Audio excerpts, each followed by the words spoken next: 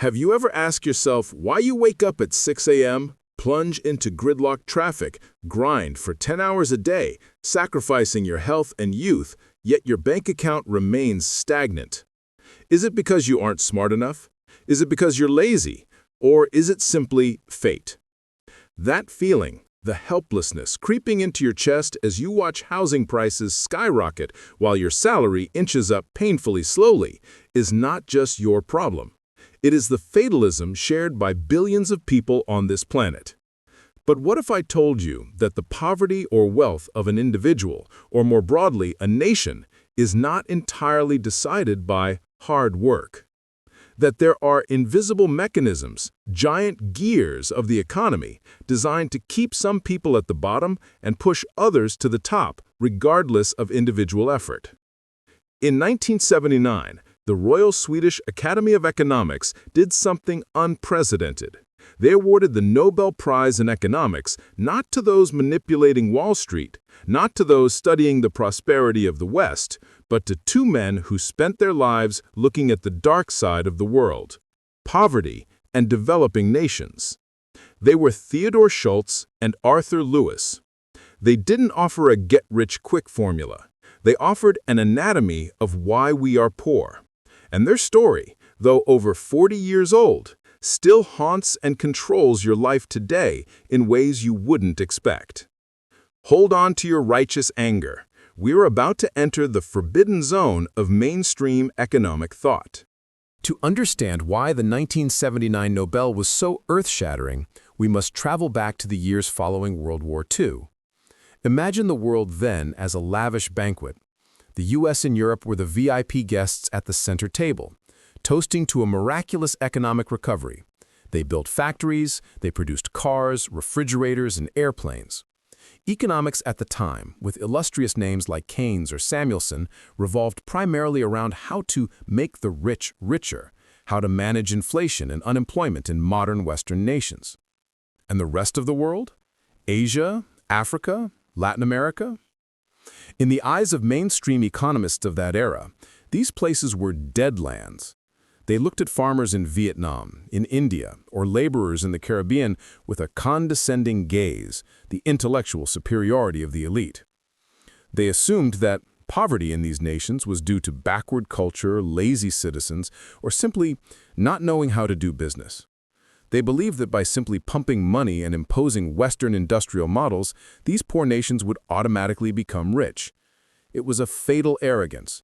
And it was in this very context that Theodore Schultz and Arthur Lewis stood up and said, "You are wrong." These two men came from completely different worlds, but they shared a common mission: to decode the DNA of poverty. They didn't view the poor as soulless statistics needing charity. They saw a distinct economic structure operating under its own laws that the West could not comprehend. Do you feel the parallel? Like when your boss, someone who has never done manual labor, gives out-of-touch directives and blames the staff for not trying hard enough.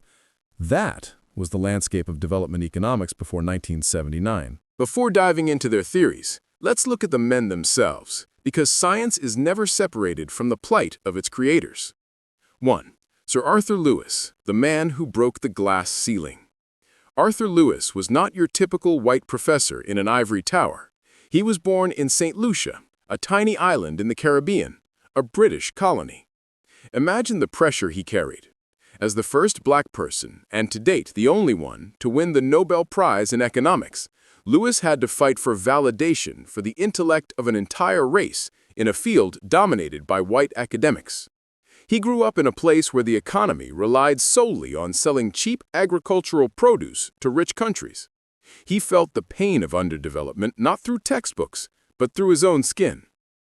The question that haunted Lewis his entire life was, why is Britain rich while St. Lucia is poor, even though the people of St. Lucia work harder? He did not accept fate as an answer. He wanted to find the mechanical gears of this injustice. 2. Theodore Schultz, the farmer's lawyer. In contrast to Lewis, Theodore Schultz was a white American, born in South Dakota. But he was not born into luxury. He grew up amidst the fields during the Great Depression, witnessing American farmers go bankrupt en masse, even though they produced the food that fed the nation. Schultz held a fierce belief, almost a reverence for the intelligence of the farmer. While academics dismissed farmers in poor countries as conservative, irrational, and resistant to change, Schultz slammed the table and declared a famous line, "Poor, but rational." He believed that farmers were not stupid. They were poor not because they couldn't calculate, but because they were trapped in an equilibrium of poverty. They were doing the absolute best they could with the meager resources they had. The combination of a black intellectual from the colonies and a son of the soil from the American Midwest created a steel fist that punched the face of the arrogant economic theories of the time. So, what did they discover that made the Nobel Committee bow their heads? Let's start with Arthur Lewis and the famous model bearing his name, the dual sector model. This is where you need to focus, because it explains exactly why your salary is low, even if your company is making billions in profit. Lewis saw the economy of poor countries not as a unified block, but as one split in two. One, the traditional sector, agriculture, containing the majority of the population working with extremely low productivity, earning just enough to survive. Two, the modern sector, industry, capitalist, factories, cities, places with high technology and high productivity. The dark secret Lewis revealed lies in the concept unlimited supplies of labor. Imagine a farm family with a tiny plot of land but 10 children. Whether 5 people work it or 10 people work it, the rice harvest remains the same. Those 5 extra children are essentially disguised unemployment. They still eat, still live, but their contribution to the final product is zero. When the industrial sector opens up, the capitalists, factory owners, see this massive pool of surplus labor. They can hire these farmers at extremely low wages. Just barely higher than the starvation level in the countryside is enough to cause a flood of people migrating to the city. And here is the fear-inducing point. Because the supply of labor from the countryside is unlimited, there is always someone ready to replace you. Capitalists do not need to raise wages even when labor productivity increases and company profits skyrocket. Where does that massive profit go? It falls straight into the pockets of the owners, and they use that money to reinvest, expand more factories, and continue to suck in more cheap labor. Lewis described a ruthless but efficient meat grinder. The initial economic development of poor countries is built up upon the suppression of workers' wages. Does this sound familiar? Why are garment worker wages in Vietnam or Bangladesh pitifully low compared to the price of the shirts they make? Why are gig economy drivers always price squeezed? Because there are always thousands of others ready to take the job if they refuse. That is the ghost of Arthur Lewis hovering over us. He didn't create it, he was just the first brave enough to call it by its name. But the story doesn't stop there. If Lewis showed us the trap of industrialization, Theodore Schultz pointed out the only exit, an exit that many governments have deliberately ignored because it is expensive and brings no instant glory. We will explore Schultz's secret weapon and how it relates to your university degree, whether useless or useful, in the next part. Pause for a moment and look at the university degree or professional certificate you spent a fortune and years of your life to acquire. Have you ever felt a sense of skepticism? Is this thing actually worth it, or am I just chasing a meaningless social trend? In the old world, the world before Theodore Schultz spoke up, economists might have agreed with your fear. To them, capital was only tangible things: factories, land, plows, assembly lines. Humans were just labor, an input cost to be minimized, like electricity or water bills. But Schultz flipped the board. He introduced a concept that sounds obvious today, but was blasphemy back then. Human capital. He said, you, with the skills, health, and knowledge in your head, are a form of asset. And more importantly, investing in you yields much higher returns than investing in any soulless machine. Let's see how Schultz proved this and why it vindicated billions of poor people around the world. Let's return to the impoverished fields that Schultz spent his life studying. In the 1960s, Western experts often complained, "We bring high-yielding seed varieties and modern fertilizers to farmers in India and Africa, but they refuse to use them. They cling to their ancestors' backward farming methods. They are superstitious and ignorant." This is the righteous anger Schultz felt on behalf of the farmers. He argued, "They are not stupid, they are afraid of dying." Schultz pointed out that the poor live on the razor's edge of survival.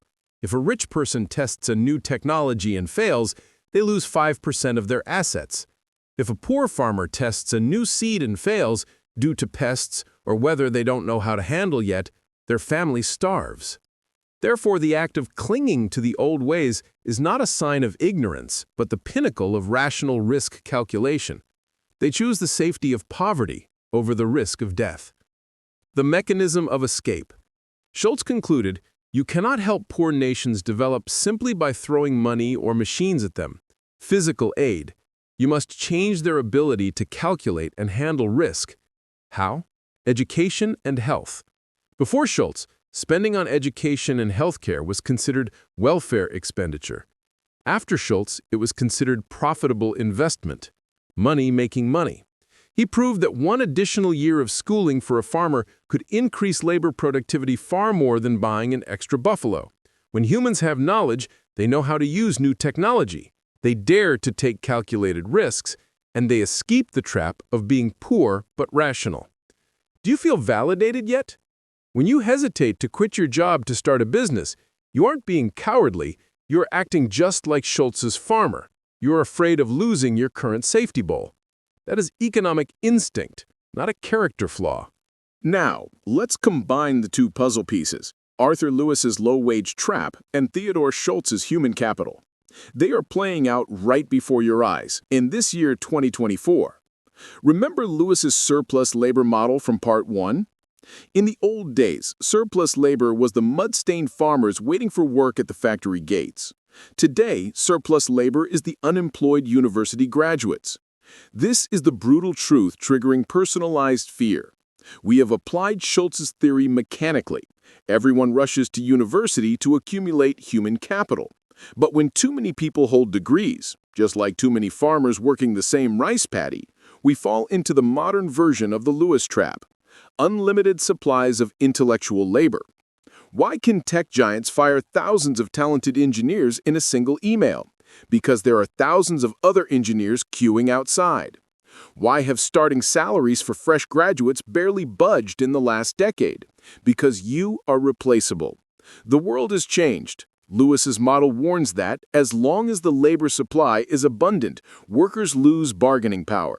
And Schultz's model warns that if your human capital is not continuously upgraded to become scarce, you will be priced cheaply by the market like a commodity. However, economic history holds a sweet promise. Arthur Lewis predicted a moment of paradise called the Lewis turning point. It is the moment when the pool of surplus labor finally runs dry, when the last farmer has left the village, when factories can no longer find cheap people. Then and only then do wages truly explode. Workers finally hold the handle of the knife. But will the Lewis turning point ever truly arrive? Or have capitalists found new tricks, like immigration, like AI, to keep us forever on the wrong side of prosperity? The answer lies in China, in Vietnam, and in your own wallet in the coming years. Brace yourself. In the next part, we will dissect the deception of the Lewis turning point and why your feeling of getting richer might just be an illusion. We grew up with an unwritten promise from society. Work hard, the country will develop, and eventually we will all be as rich as the Americans or the Japanese. It is the hope that feeds the fatalism of millions of workers in stifling industrial zones. They believe their sacrifice today is the stepping stone for prosperity tomorrow.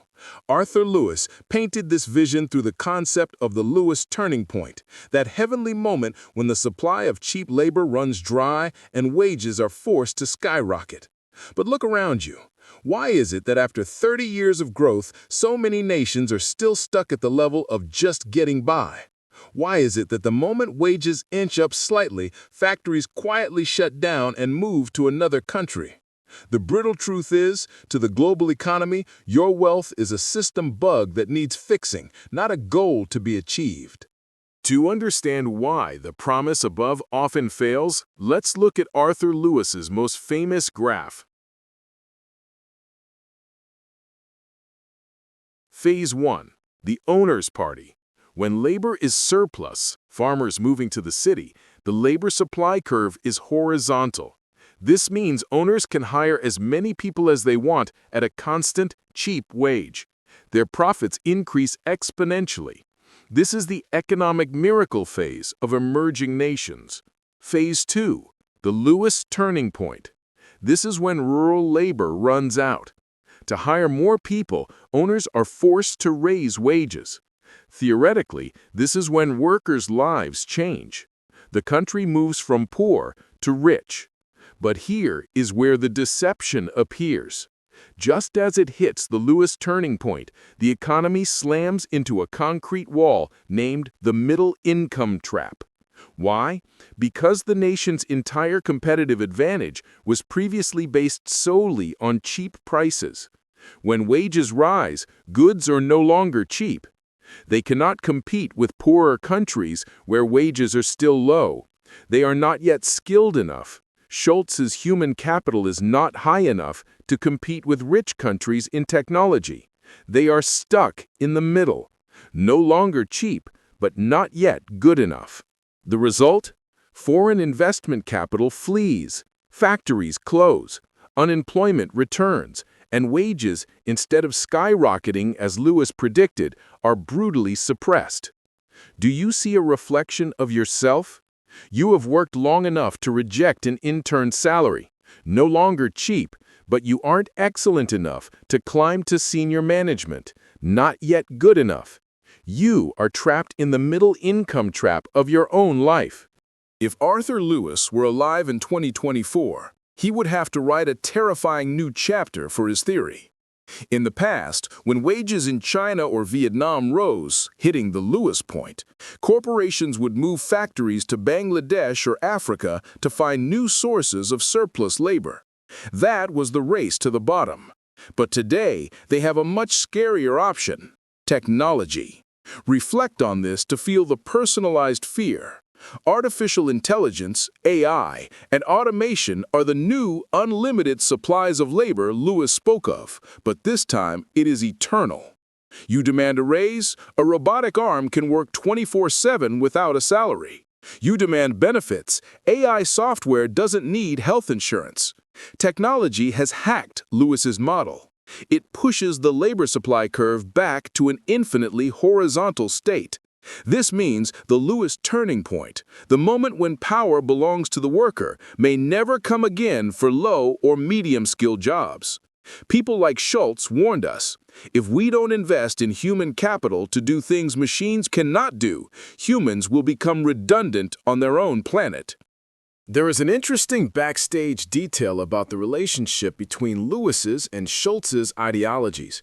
Though they shared the Nobel, they viewed the world through opposing lenses.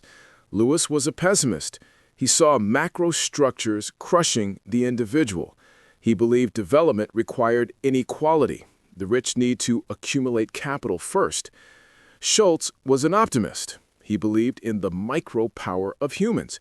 He thought inequality was due to a lack of education, and education was the panacea. This debate has no end. Governments today are still struggling.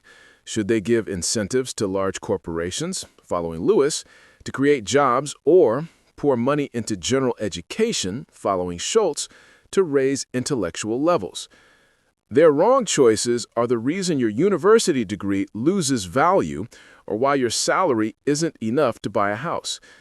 We are standing at a historical crossroads, and in the next part, we will talk about the cost of development, what has been left behind as the economy rushes forward, and the bitter lesson for those who believe that a rising tide lifts all boats. Recall the last time you returned to your hometown for the Lunar New Year. What did you see? Bigger houses, built with remittances sent from the city, right? But look closer at the people living inside them. Only the silver-haired elderly and innocent children missing their parents remain. Where are the strong young men? Where are the women of working age? They are crammed into 15-square-meter rental rooms in industrial hubs like Binzuong, Backnin, or Shenzhen. Arthur Lewis called this structural economic transformation. But for millions of families, this is forced separation. We often pride ourselves on moving to the city to seek a future.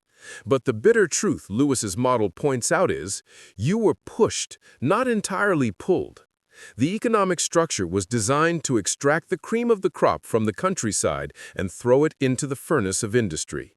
Why is the countryside becoming increasingly desolate and lifeless? According to Arthur Lewis, this is an inevitable and necessary process.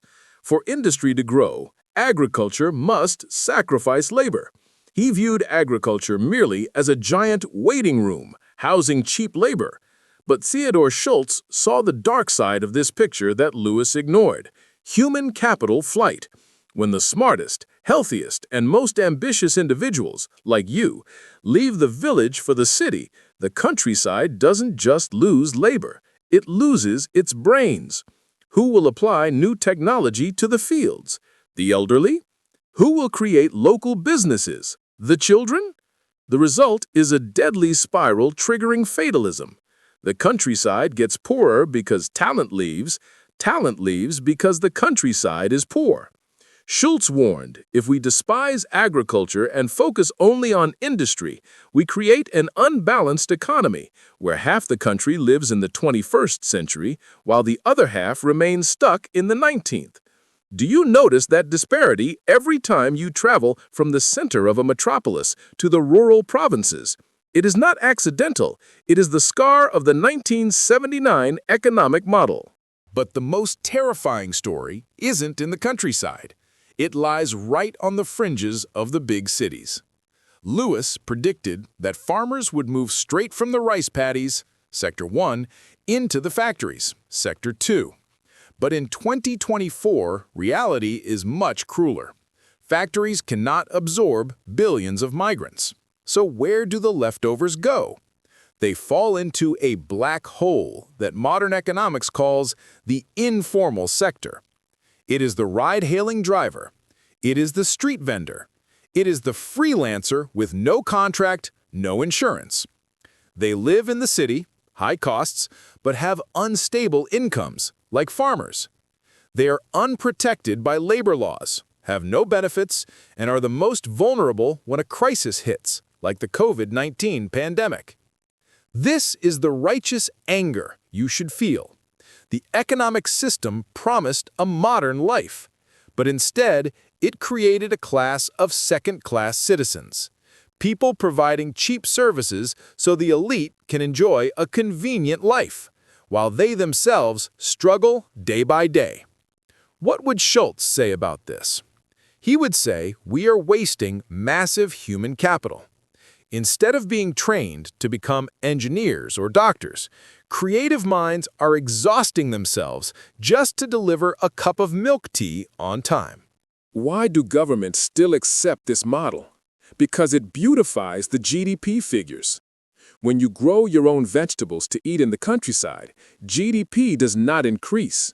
When you move to the city, rent a room, buy boxed lunches, take a motorbike taxi, GDP skyrockets. But has your quality of life increased corresponding to the GDP? Or are you just monetizing things that were previously free? Community, clean air, time with family. Theodore Schultz and Arthur Lewis gave us the tools to see through this mirage. Lewis showed how the economy grows by sucking the blood of labor. Schultz showed that the price to pay is the waste of human potential. We have traveled almost the entire journey. You now understand why you left home, why your salary is low, and why degrees are important, yet fragile. In the final part, we will face the biggest question. How do we break the curse? Is there any escape for you individually in this giant machine? After traversing the first 4 parts of this brutal economic landscape, perhaps you feel a heavy sense of fatalism weighing on your shoulders. You see yourself as just a tiny cog in Arthur Lewis's giant machine, where wages are suppressed by macro forces beyond your control. You see your educational efforts at risk of being wasted, much like the hollowed-out villages warned of by Theodore Schultz. But if the story ended in despair, these two men would not have been awarded the Nobel Prize. The 1979 Nobel Prize in Economics was not an indictment of deadlock, it was a treasure map for escape. Recall Schultz's immortal phrase, "poor but rational." He believed that even in the most dire circumstances, humans retain the ability to make optimal decisions to improve their lives. The problem isn't fate, the problem is strategy. So what is your escape strategy in the 21st century? Lewis's theory rests on a core assumption. Labor is homogeneous and interchangeable. The factory owner doesn't care about farmer A or farmer B as long as they have working limbs. It is precisely this replaceability that keeps their wages low. The only way out. You must break this assumption. You must become an idiosyncratic asset. In the era of Schultz and Lewis, human capital simply meant knowing how to read, write, and being healthy. But in the current AI era, this definition has completely shifted. If you only do repetitive tasks, even office work, you are Lewis's surplus labor. You will be replaced by software. If you do work requiring empathy, critical thinking, and the ability to connect disparate ideas, things machines cannot yet do, you are Schultz's precious capital. Don't just go to school to get a degree, a certificate. Go to school to acquire the ability to deal with disequilibria. Schultz pointed out that the greatest value of education is not teaching you to do a specific job, but teaching you how to maneuver when the world changes. The farmer with higher education is the first to dare to plant a new crop when old rice prices collapse. You are the same. The ability to job hop intelligently, the ability to learn a new skill in 3 months, that is the shield protecting you from the middle-income trap.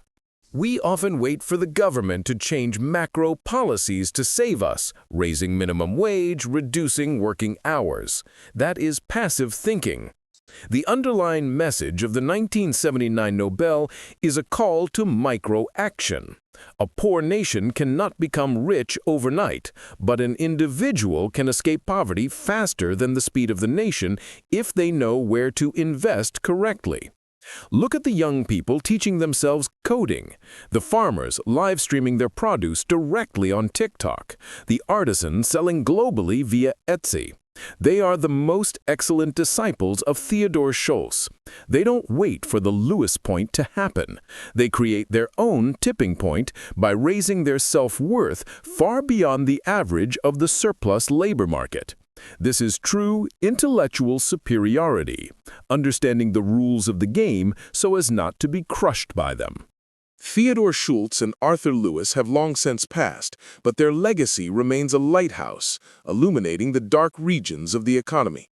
They remind policymakers, do not build skyscrapers on a foundation of poverty. An economy is only truly robust when it respects and invests in people, from the lottery ticket seller to the engineer. And they remind you, my reader, that you are an investment, not a cost. Do not let any boss, any system, undervalue your potential. Cultivate your human capital every day, because in a volatile and unjust world, the only thing that truly belongs to you, the only thing that cannot be eroded by inflation or stolen by robots, is the intellect and adaptability residing within your mind. That is how you win the Nobel Prize of your own life.